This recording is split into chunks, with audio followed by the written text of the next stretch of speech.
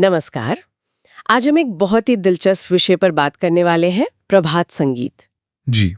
हमारे पास इस विशाल संगीत संग्रह के बारे में कुछ जानकारी है और साथ ही इसके जो रचयिता हैं श्री प्रभात रंजन सरकार, उनका एक खास गीत संख्या 1001 वो भी है। हाँ। तो आज हम कोशिश करेंगे कि इन गीतों की प्रकृति क्या है, इनका क्या महत्व है, ये समझें। और खासकर ये जो गीत 1001 है, इसका पद दर पद मतलब स्टैंजा वाइज विश्लेषण करें। हाँ, बिल्कुल। और इसके जो गहरे अर्थ हैं उनकी गहराई में उतरने की कोशिश करें। जी, और ये समझना जरूरी है, जैसा आपने कहा, ये संग्रह अपने आप में बहुत बहुत ही विशाल है। हाँ, सोचिए, सिर्फ 8 साल के अंदर 14 सितंबर 1982 से 20 अक्टूबर 1990 के बीच 5018 गीत। 5018, ये तो मतलब अविश्वसनीय लगता है ना? ये संख्या ही अपने आप में चौंकाने वाली है। और स्रोत बताते हैं कि ये सिर्फ गीत नहीं है, ये आध्यात्मिकता, दर्शन और संगीत का एक ऐसा अनूठा संगम है जो शायद ही कहीं और मिले। तो जैसा आपने कहा, एक गीत का भी अगर हम गहन विश्लेषण करते हैं तो हमें इस पूरे खजाने की एक झलक मिल सकती है। उसकी भावना, उसका उद्देश्य, वो समझ आ सकता है। बिल्कुल। तो इसकी पृष्ठभूमि पर थोड़ी और बात करते हैं। जैसा आपने शुरू किया, संगीतकार श्री प्रभात रंजन सरकार हैं, जिन्हें उनके अनुयायी श्री श्री आनंद मूर्ति जी या फिर प्यार से बाबा भी कहते हैं। जी, बाबा। अब स्रोत इन गीतों को सिर्फ गीत नहीं मानते, उन्हें मानव जाति के इतिहास में एक अभूतपूर्व घटना कहा गया है। चेतना का दिव्य प्रवाह, नई सुबह की किरणें, ऐसी बातें कही गई हैं। ये अभूतपूर्व घटना, ये तो बहुत बड़ी बात लगती है। स्रोत ऐसा क्यों कहते हैं? इसके पीछे क्या कारण बताते हैं? देखिए, ये एक अच्छा सवाल है। स्रोत के अनुसार इसकी जो अभूतपूर्व प्रकृति है वो कई चीजों से जुड़ी है। पहला तो यही, जैसा हमने अभी जिक्र किया, इतनी कम अवधि में इतने सारे गीत। हाँ। और कई गीत तो कहते हैं कि बस चंद मिनटों में रच दिए गए। ये अपने आप में ही असाधारण है। अच्छा। दूसरा, इन गीतों का जो विषय है वो बहुत फैला हुआ है। मतलब इसमें गहरी आध्यात्मिकता है, भक्ति है, मानवीय भावनाएं हैं, प्रकृति प्रेम है, सामाजिक चेतना, सब कुछ है। सब कुछ। हाँ। तीसरा, इनकी भाषा और शैली में भी विविधता है।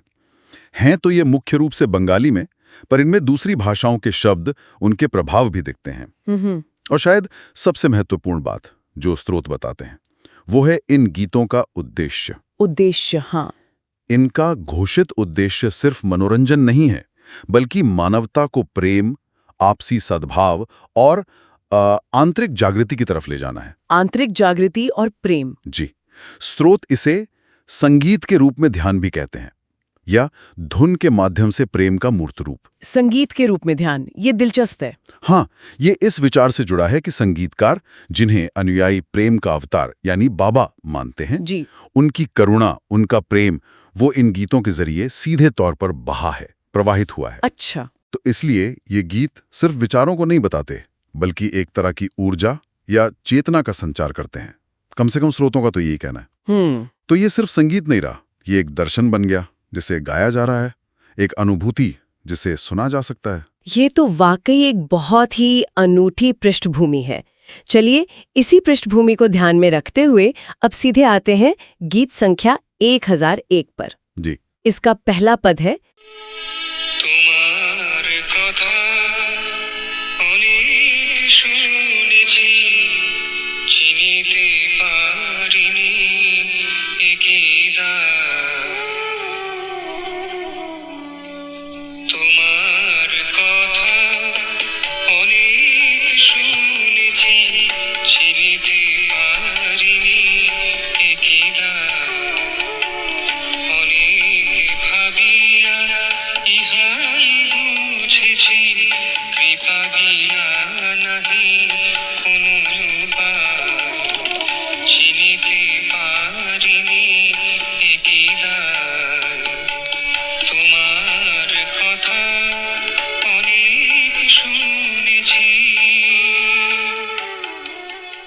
यहाँ ऐसा लगता है जैसे कोई अपनी लाचारी बता रहा है या स्वीकार कर रहा है कि भाई सुना तो बहुत है पर जाना नहीं, और फिर ये समझ आ रहा है कि अपनी कोशिशें शायद काफी नहीं है। बिल्कुल सही पकड़ा आपने। ये पद सीधे मतलब साधक के दिल की आवाज है। तुम्हार कथा अनेक सुने छी।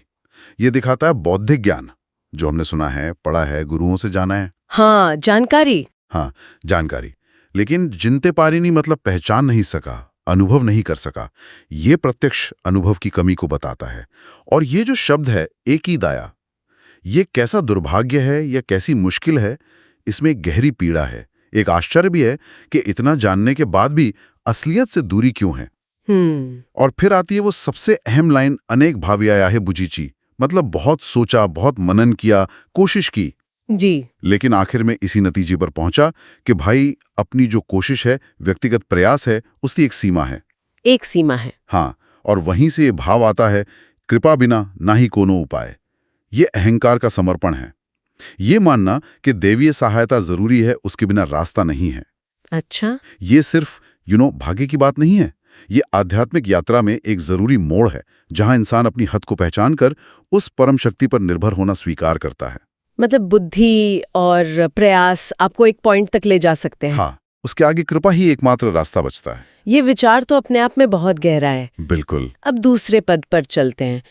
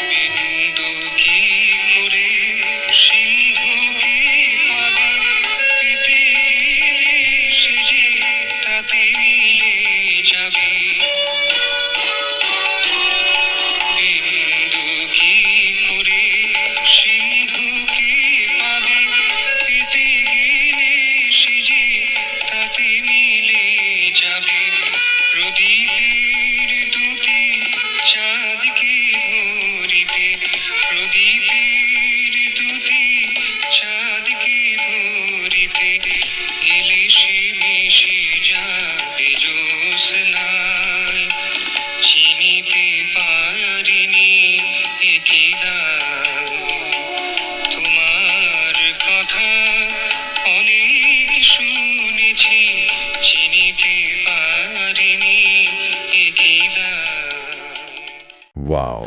जैसा कि पहले दिया गया यहाँ, रूपक तो बहुत ही सुंदर और गहरे हैं। बूंद और सागर, दीपक और चांदनी, ये क्या दिखाना चाह रहे हैं? ये रूपक मेरे ख्याल से पहले पद की बात को और आगे ले जाते हैं, और वो जो आध्यात्मिक अनुभूति है उसका स्वरूप कैसा होता है उस पर रोशनी डालते हैं। अच्छा। बिंदु यानी बूंद, वो हमारी व्यक्तिगत सीमित चेतना या कह लें अहंकार का प्रतीक है। ठीक है।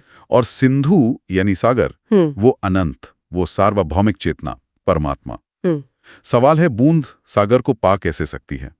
यहाँ ये पाना शब्द बहुत महत्वपूर्ण है। हाँ, पाने का मतलब क्या है यहाँ? रूपक कहता है कि पाने की कोशिश में पेते गिले बूंद अलग रह ही नहीं सकती। वो सागर में मिल जाएगी, मिले याबे, उसका अपना अलग अस्तित्व ही खत्म हो जाएगा। तो ये पाना वैसा नहीं है जैसे हम कोई चीज पाते हैं, कोई वस्तु? नहीं, बिल्कुल नहीं। ये कोई अधिकार करने वाला या हासिल करने वाला पाना नहीं है। ये तो अस्तित्व के लेवल पर एक हो जाना है। एक हो जाना, विलय। हाँ, विलय। यही बात दूसरे रूपक में है। प्रदीपेर द्योति, दीपक की छोटी सी लौ या उसकी चमक, ये हमारी सीमित समझ, हमारी बुद्धि, हमारे अहंकार की रोशनी हो सकती है। जी। वो चांद यानी परम सत्य या दिव्य ज्ञान को धरीते पकड़ना चाहती है। पकड़ना, हाँ। लेकिन कोशिश में होता क्या है? वो ज्योत्सना के घुल मिल जाती है, मिशई आवे। उसकी अपनी अलग चमक बचती नहीं, वो उस बड़ी रोशनी का हिस्सा बन जाती है। तो जोर पकड़ने या हासिल करने पर नहीं है, नहीं, बल्कि मिल जाने या विलीन हो जाने पर है। बिल्कुल। ये सीधे सीधे आप कह सकती हैं अद्वैत दर्शन की ओर इशारा है, जहां जानने वाला और जानी जाने वाली चीज, साधक और साध्य, उनका भेद मिट जाता है। ये अनुभव की पराकाष्ठा है, एक रूपांतरण है। ये जो विलय का विचार है, क्या ये पहले पद में जो कृपा की बात थी उससे जुड़ा है? मतलब क्या कृपा ही इस विलय को संभव बनाती है? हाँ, निश्चित रूप से। देखिए, अगर पहले पद में सीमाओं को स्वीकार किया गया है और कृपा की जरूरत महसूस हुई है, तो दूसरा पद बता रहा है कि उस कृपा का नतीजा क्या होगा या लक्ष्य क्या है। वो है अहंकार का विलय, सीमित का अनंत में मिल जाना। अच्छा। बिना कृपा के बूंद शायद सागर तक पहुंचने का रास्ता ही ना ढूंढ पाए, या दीपक चांदनी के महत्व को ही ना समझे। कृपा ही वो शक्ति है जो इस ट्रांसफॉर्मेटिव विलय को मुमकिन बनाती है, जो बूंद को सागर में और दीपक की लौ को चांदनी में मिलने का साहस देती है, दिशा देती है। हाँ, ये जुड़ाव समझ में आता है। पहले अपनी सीमा का एहसास, फिर कृपा की पुकार और फिर लक्ष्य है विलय। जी। अब देखते हैं तीसरा पद इस यात्रा को कहाँ ले जाता है।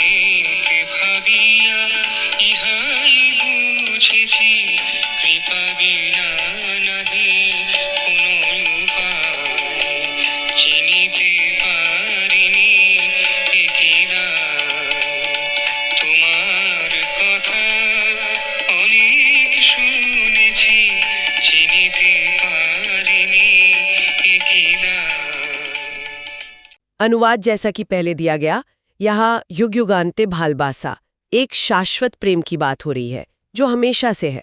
और दिलचस्प ये है कि ये प्रेम बनाना नहीं है, ये पहले से है, आछे। हाँ, बिल्कुल। ये पद आध्यात्मिक संबंध की एक और परत खोलता है। ये कह रहा है कि परमात्मा यानी तोमाएं और जीवात्मा यानी आमाएं के बीच का जो रिश्ता है वो कोई नया रिश्ता नहीं है, या ऐसा नहीं जिसे हमें कमाना है। ये शाश्वत है, युगों युगों से चला आ रहा है। और इस रिश्ते का जो मूल तत्व है वो है भालबासा यानी प्रेम।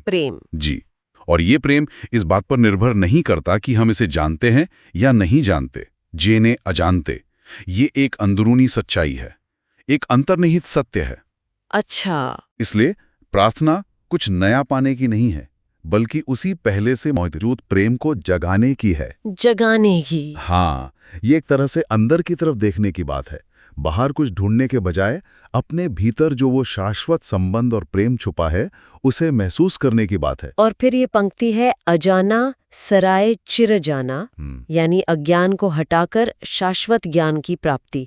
तो क्या इसका मतलब ये हुआ कि प्रेम को जगाना ही ज्ञान का रास्ता है? बिल्कुल। यहाँ प्रेम और ज्ञान को अलग अलग नहीं देखा गया है।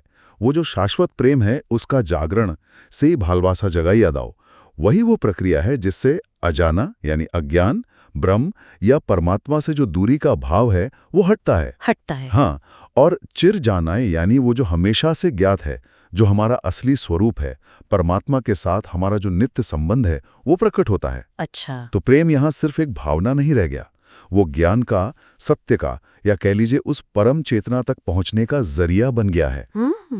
और ये विचार प्रभात संगीत की उस मूल भावना से कितना जुड़ता है जहां हमने बात की कि संगीतकार को प्रेम का अवतार कहा गया है। हाँ, बाबा को। जी, और उनके गीत उसी प्रेम की अभिव्यक्ति माने जाते हैं। तो यहाँ प्रेम ही रास्ता है और शायद मंजिल भी। तो अगर हम इस पूरे गीत को एक साथ देखें, गीत संख्या 1001, इसकी यात्रा कहाँ से शुरू होती है और कहाँ पहुँचती है?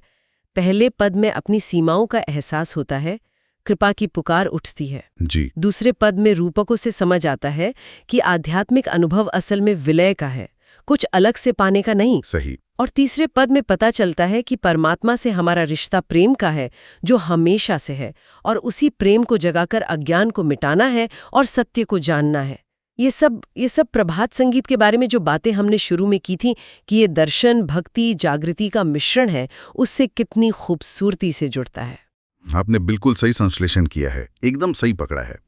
गीत 1001 वाकई में प्रभात संगीत के जो मूल तत्व हैं उनका एक छोटा सा मॉडल, एक माइक्रोकॉज्म पेश करता है।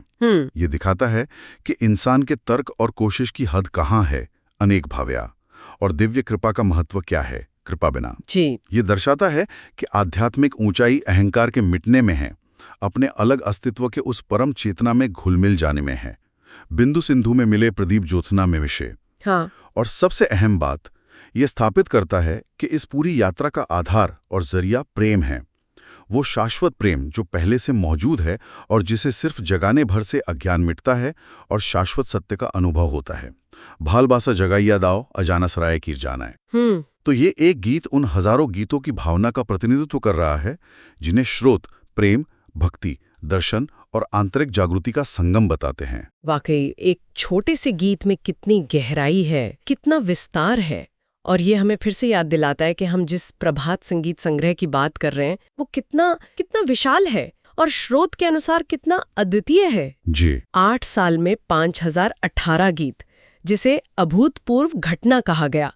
ये सिर्फ संख्या की बात नहीं है, ये उस गहराई और उस उद्देश्य की बात भी है जो हमने इस एक गीत में महसूस की। बिल्कुल। और इसी गहरे अनुभव पर आधारित मैं श्रोत में कही गई एक और बात श्रोताओं के सोचने के लिए, मनन करने के लिए छोड़ना चाहूंगा। जी बताइए। श्रोत इन गीतों को सिर्फ शब्दों और धुनों का मेल नहीं मानते, वो इन्हें जीवित स्पंदन कहते हैं, लिविंग वाइब्रेशंस। जीवित स्पंदन? हाँ। और प्रेम जिसे सुना जा सके, लव मेड ऑडिबल। प्रेम जिसे सुना जा सके, वाह। तो इस पर विचार किया जा सकता है कि इसका क्या मतलब हो सकता है कि संगीत खुद ही चेतना या प्रेम का सीधा माध्यम बन जाए, बजाय इसके कि वो सिर्फ इनके बारे में विचारों या भावनाओं को व्यक्त करे। क्या संगीत की जो ध्वनि है, उसकी जो तरंगे हैं जी, वो सीधे हमारे अस्तित्व के गहरे स्तरों को छू सकती हैं, शब्दों और अर्थों से भी परे जाकर एक रूपांतरणकारी अनुभव दे सकती हैं। ये तो सोचने वाली बात है। जी, ये एक सवाल है जो प्रभात संगीत की प्रकृति पर और शायद संगीत की शक्ति पर ही हमें और सोचने को मजबूर करता है।